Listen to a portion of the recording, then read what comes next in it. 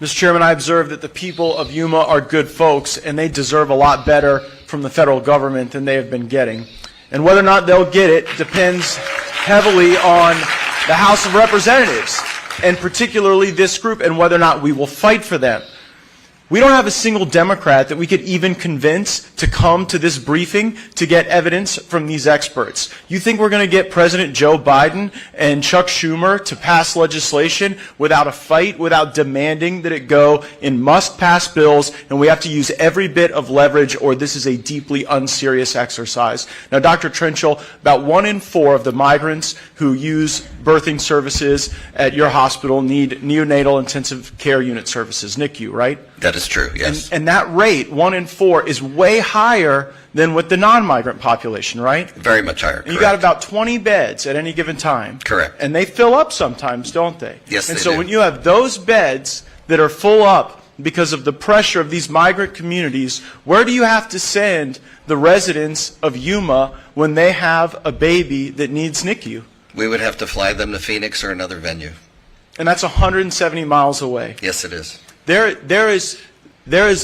are few prayers that I have ever seen more sincere and deeper than the prayers of parents when their little babies are at the NICU. And for all the folks on the left who want to lecture to us about how humane an open border is, there is nothing humane about putting a parent on a 170-mile journey when they need NICU services.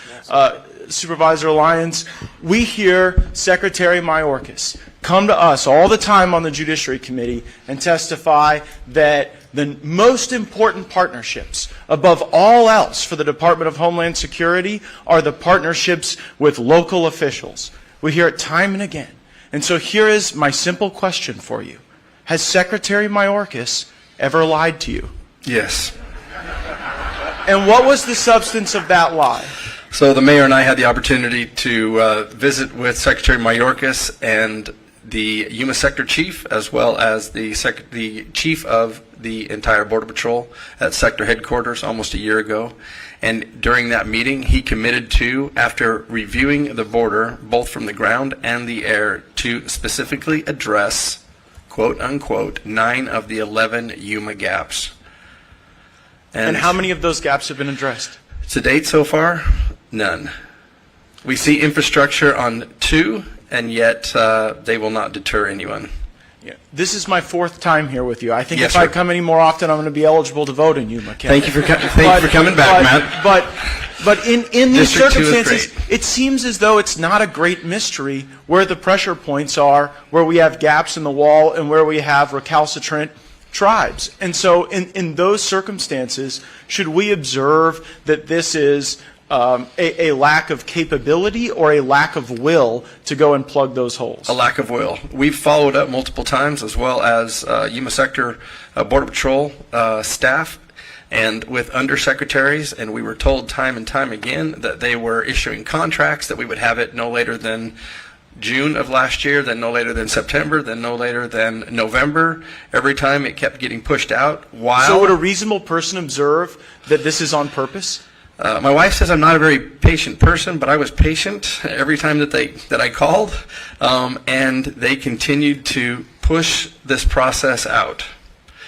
It's not reasonable. Well, the American people are losing their patience. We ought to be losing ours. And while we greatly appreciate the 3 of you being here to answer our questions, the day will come soon when Secretary Mayorkas has to come and answer our questions. And to my colleagues, if he'll lie to Mr. Lyons and lie to the community here, then he will lie to us and he will lie to the American people. And that's why I'm very proud to co-sponsor Representative Biggs' articles of impeachment against Secretary Mayorkas, because this is not a lack of ability, it is a lack of will.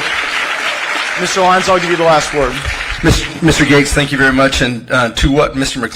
McClintock was saying, as far as the cartel violence, over the last 14 months, the sheriff and I have been made aware of over 200 assassinations in San Luis Rio, Colorado, where the cartels are targeting law enforcement. This last weekend, we had another officer shot, and then retribution the following night. So when you talk about that violence, it's here at our border.